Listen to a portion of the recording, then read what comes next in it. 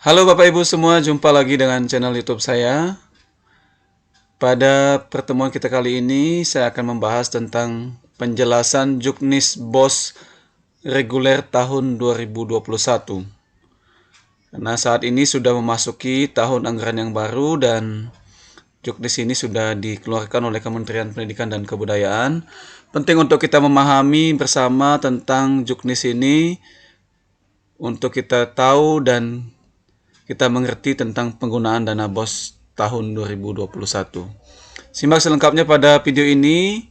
Bapak Ibu yang belum subscribe, tekan tombol subscribe untuk mendukung kemajuan channel ini.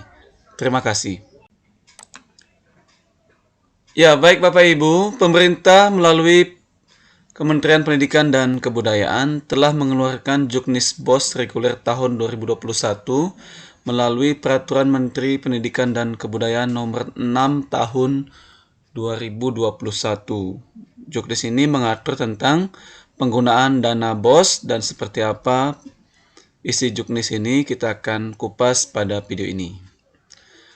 Ya, Peraturan Menteri Pendidikan dan Kebudayaan Republik Indonesia nomor 6 tahun 2021 tentang petunjuk teknis pengelolaan dana bantuan operasional sekolah atau BOS reguler dikeluarkan oleh Kementerian Pendidikan dan Kebudayaan untuk menggantikan peraturan menteri sebelumnya yang digunakan sebagai Juknis BOS tahun 2020, yaitu Peraturan Menteri Pendidikan dan Kebudayaan nomor 8 tahun 2020 dan yang kemudian telah diganti menjadi Peraturan Menteri Pendidikan dan Kebudayaan nomor 19 tahun 2020. Ya, Bapak Ibu, saya akan membahas poin-poin penting pada Juknis BOS tahun ini. Yang poin pertama yang saya akan bahas adalah besaran alokasi dana BOS reguler yang diterima oleh sekolah pada tahun ini. Ya, untuk besaran alokasi dana BOS reguler yang diterima oleh sekolah atau satuan pendidikan, pada bab 3 pasal 5 disebutkan bahwa besaran alokasi dana BOS reguler dihitung berdasarkan besaran satuan biaya masing-masing daerah dikalikan dengan jumlah peserta didik. Nah, pada video sebelumnya Bapak Ibu saya sudah membahas tentang ada istilahnya indeks konstruksi atau indeks kemahalan konstruksi atau IKK dan indeks peserta didik yang menjadi penentu jumlah dana BOS yang diterima oleh satuan pendidikan pada tingkat kabupaten di tahun 2021. Nah, nilai ini menentukan besarannya nilai BOS yang diterima oleh sekolah yang sangat ditentukan oleh indeks kemahalan tersebut.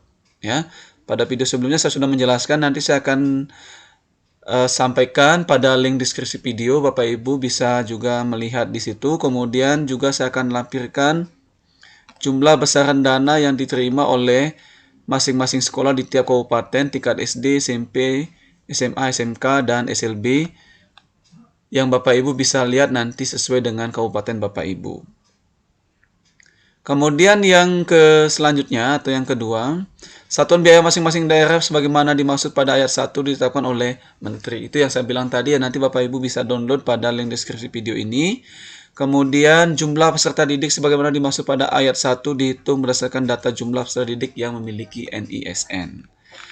Nah, yang menjadi ketentuan Bapak Ibu adalah, Bapak Ibu mungkin sering bertanya kenapa jumlah siswa saya tidak sesuai dengan yang ada di Dapodik saat ini. Karena yang menjadi acuan penggunaan jumlah siswa atau penentuan jumlah siswa pada BOS itu adalah Dapodik per tanggal 31 Agustus tahun sebelumnya. Jadi kalau tahun 2021 maka yang digunakan adalah data siswa pada Dapodik tanggal 31 Agustus tahun 2021. Data inilah yang digunakan untuk menentukan jumlah peserta didik yang akan menerima dana BOS. Nah, nanti akan dilakukan penyesuaian pada tahun berikutnya, yaitu untuk dana BOS tahap 1 dan 2 menggunakan Dapodik pada tanggal 31 Agustus tahun sebelumnya. Kemudian tahap 3 akan menggunakan data Dapodik pada tahun 2021. Ya, baik Bapak Ibu, selanjutnya saya akan bahas tentang komponen penggunaan dana BOS reguler. Ini adalah bagian yang paling penting yang perlu kita pahami. Sebenarnya dana BOS itu kita bisa gunakan untuk hal apa saja. Ya, ini yang paling penting untuk kita pahami walaupun Bapak Ibu bukan sebagai kepala sekolah atau bukan sebagai bendahara. Karena biasanya di sekolah kalau kita mau menyusun RKA atau RKS, maka yang menjadi panduannya adalah komponen penggunaan dana BOS ini. Bapak Ibu, untuk komponen penggunaan dana BOS reguler pada pasal 12 disebutkan sekolah menggunakan dana BOS reguler untuk membiayai operasional penyelenggaraan pendidikan di sekolah meliputi komponen. Yang pertama adalah penerimaan peserta didik baru. Nah, saya akan bahas satu persatu ya Bapak Ibu. Untuk kegiatan PPDB, ya, komponen pembiayaan itu misalnya adalah untuk fotokopi, formulir atau dokumen pendaftaran siswa, kemudian untuk konsumsi, transportasi panitia, itu yang bisa kita gunakan. Kemudian juga ada misalnya kalau ada kegiatan pemateri yang datang dari kepolisian, puskesmas dan sebagainya bisa digunakan adalah dana BOS sebagai dana transport untuk pematerinya. Kemudian yang kedua untuk pengembangan perpustakaan. Pengembangan perpustakaan itu meliputi pengadaan buku, gitu ya Bapak Ibu ya. Buku misalnya buku wajib dan buku peminatan, termasuk juga buku-buku fiksi dan non-fiksi yang digunakan untuk melengkapi bagian dari perpustakaan. Selanjutnya pelaksanaan kegiatan pembelajaran dan ekstrakurikuler. Nah, ini sangat jelas di sini disebutkan untuk kegiatan pembelajaran itu misalnya pengadaan ATK atau alat tulis kantor, kemudian alat tulis untuk kegiatan di kelas, misalnya pembelian spidol, penghapus, dan sebagainya, pembelian kertas, dan termasuk untuk kegiatan ekstra. Kegiatan ekstra itu meliputi kegiatan untuk transport pembina ekstra atau kegiatan luar sekolah yang diikuti oleh sekolah dalam hal kegiatan ekstra, misalnya lomba-lomba atau kegiatan yang lainnya. Kemudian yang keempat yaitu pelaksanaan kegiatan asesmen dan evaluasi pembelajaran. Kegiatan asesmen atau evaluasi pembelajaran itu meliputi misalnya kegiatan ulangan harian, kegiatan UTS, UAS, ujian sekolah, ujian kenaikan kelas, ya. Nah, ini komponennya cukup banyak di sini Bapak Ibu ya. Misalnya untuk kegiatan penggandaan soal, pengadaan kertas dan sebagainya, di sini juga termasuk di dalamnya adalah transport untuk kegiatan lembur, misalnya pengadaan soal gitu ya. Misalnya pemeriksaan hasil ujian yang dilaksanakan di luar jam sekolah. Nah, itu. Di luar jam sekolah yang dilakukan oleh staf atau sivitas akademika di sekolah. Kemudian pelaksanaan administrasi kegiatan sekolah. Nah, ini hubungannya dengan tata usaha ya Bapak Ibu ya. Kegiatan administrasi misalnya pembuatan buku induk, kemudian pembuatan surat yang membutuhkan kertas atau tinta, ya kita boleh pengadaannya lewat dana BOS. Selanjutnya yang ke F, pengembangan profesi guru dan tenaga kependidikan. Nah, ini misalnya untuk kegiatan in-house training atau kegiatan BIMTEK, MGMP, dan komponen pembiayaannya itu bisa meliputi kegiatan untuk konsumsi, penggandaan materinya, kemudian transport pematerinya, dan transport peserta yang kegiatannya dilaksanakan di luar jam KBM. Misalnya kalau Bapak Ibu sekolahnya pagi, kegiatan BIMTEK-nya misalnya dilaksanakan setelah pulang sekolah, itu dipersilakan menggunakan dana BOS sebagai uang konsumsi dan uang transport untuk peserta maupun pemateri kegiatan. Ya. Nah, Bapak Ibu silakan rancang dalam 1 tahun misalnya melaksanakan in-house training atau kegiatan BIMTEK misalnya 2 kali dalam setahun, semester 1 dan semester 2 masing-masing 1 kali. Kemudian pembiayaan langganan daya dan jasa. Langganan daya dan jasa itu meliputi misalnya listrik, telepon gitu ya. Itu yang bisa digunakan untuk sekolah ya. Misalnya langganan PDAM juga, pengadaan air itu juga bisa digunakan. Kemudian ada yang selanjutnya adalah pemeliharaan sarana dan prasarana sekolah.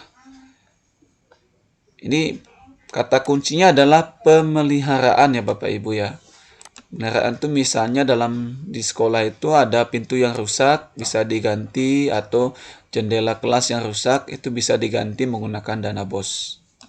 Atau lantai keramik yang rusak, itu bisa digunakan dana BOS. Pengecetan, ya, bisa juga digunakan dana BOS. Kemudian penyediaan alat multimedia pembelajaran. Alat multimedia ini bisa dalam bentuk komputer untuk siswa belajar dengan multimedia, atau pengadaan bahan multimedianya dalam bentuk misalnya aplikasi yang bisa membantu siswa untuk belajar atau mempermudah pekerjaan guru di sekolah. Kemudian ada penyelenggaraan kegiatan peningkatan kompetensi keahlian. Nah, ini untuk SMK biasanya ya. Kompetensi keahlian untuk siswa dan gurunya. Kemudian penyelenggaraan kegiatan dalam mendukung keterserapan lulusan. Keterserapan lulusan ini maksudnya penambahan keterampilan untuk lulusan ya, atau siswa. Misalnya menambahkan keterampilan dengan kegiatan-kegiatan pelatihan untuk siswa atau peserta didik. Misalnya pelatihan membuat anyaman gitu. Kita bisa mengundang pelatih dari luar, kemudian dibiayai oleh dana BOS sebagai transport kegiatan atau honor pematerinya. Sehingga siswa kita mendapatkan ilmu tambahan yang bisa digunakan untuk dia bekerja atau pemahaman, keterampilan ketika dia nanti tamat. Kemudian selanjutnya adalah yang paling terakhir adalah pembayaran honor. Nah, ini akan ada komponen khususnya ya Bapak Ibu ya. Pembayaran honor komite atau pembayaran gaji untuk Bapak Ibu yang masih honor di sekolah. Ini sangat penting untuk diperhatikan dan ada ketentuan khusus dalam pembayaran honor ini ya. Nah, di dalam pasal 13 disebutkan pembayaran honor sebagaimana dimaksud dalam pasal 12 ayat 1 huruf L digunakan paling banyak 50% dari keseluruhan jumlah alokasi dana BOS yang diterima oleh sekolah. Kita harus memahami penggunaan kata digunakan paling banyak. Paling banyak itu maksudnya adalah maksimal ya Bapak Ibu. Kalau misalnya sekolah menerima dana BOS 100 juta, maka maksimal penggunaan honornya adalah 50 juta. Nah, ini mungkin menjadi dasar kenapa sekolah diminta untuk menggunakan hanya maksimal 50%. Maksudnya adalah ketika penggunaannya sudah digunakan 50% untuk honor, maka 50%-nya lagi masih menunjang komponen-komponen yang lain tadi. Ya, jangan sampai dana BOS di sekolah itu dihabiskan hanya untuk honor. Tetapi jangan sampai juga penggunaan dana BOS-nya terlalu sedikit untuk honor. Ini menjadi, Bapak Ibu yang ketika menyusun RKA atau RKS di sekolah, ini menjadi komponen yang paling penting untuk dibahas ya. Kalau misalnya jumlah guru honornya di sekolah sangat banyak, ya silakan dioptimalkan 50%-nya. Tetapi kalau jumlah guru honornya tidak banyak, ya mungkin tidak akan sampai penggunaannya 50%. Nah, selanjutnya untuk Bapak Ibu yang akan mendapatkan honor dana BOS, sebagaimana dimaksud pada ayat 1 di atas, maka diberikan kepada guru yang dengan syarat sebagai berikut. Yang pertama adalah berstatus bukan ASN. Nah, ini paling penting ya Bapak Ibu ya. Berstatus bukan ASN. Tidak mungkin lagi ASN dikasih honor dari dana BOS karena mereka sudah mendapatkan gaji dari pemerintah. Kemudian tercatat pada Dapodik. Ya. Ini hubungannya kenapa tercatat dalam Dapodik? Karena nanti dalam kegiatan RKS online ya, yang dalam pengisiannya itu nanti di nama-nama ini kan harus dimasukkan. Kalau tidak ada namanya di Dapodik atau tidak tercatat pada Dapodik, maka nama-nama ketika pembuatan kwitansi dan pembuatan RKS itu nanti tidak akan muncul. Itu akan mempersulit pekerjaan bendahara ketika melakukan pertanggungjawaban. Kemudian memiliki NUPTK. Ya. Ini memiliki NUPTK. Nah, ini masih menjadi dilema juga ya Bapak Ibu ya. Bagaimana misalnya ada kawan atau teman guru yang tidak memiliki NUPTK, sama-sama bekerja tetapi tidak memiliki NUPTK. Nah, ini maksudnya adalah aturan pemerintah ini menentukan mereka yang sudah memiliki NUPTK, umumnya mereka sudah memiliki pengabdian yang cukup. Minimal lah setahun gitu ya di sekolah tersebut. Jadi kalau misalnya belum memiliki NUPTK, maka sekolah wajib segera mengajukan kepada dinas melalui Perpal PTK untuk pengajuan NUPTK pada pendidik yang belum memiliki NUPTK. Kemudian selanjutnya belum mendapatkan tunjangan profesi guru. Nah, mereka yang sudah mendapat tunjangan profesi guru tidak usah diberikan lagi honor sekolah atau honor dari dana BOS. Karena mereka sudah mendapatkan tunjangan profesi guru yang mungkin saat ini disebut dengan impassing ya Bapak Ibu ya. Yang nilainya mungkin sudah sampai pada nilai UMP atau UMR. Ya, sehingga tidak terjadi pendobelan pemberian honor. Nah, ada kondisi-kondisi tertentu yang perlu kita juga pahami untuk pemberian honor maksimal 50% ini. Jadi, persentase pembayaran honor paling banyak 50% sebagaimana dimaksud pada ayat 1 dapat dikecualikan pada masa penetapan status bencana alam atau non-alam yang ditetapkan oleh pemerintah pusat dan atau daerah.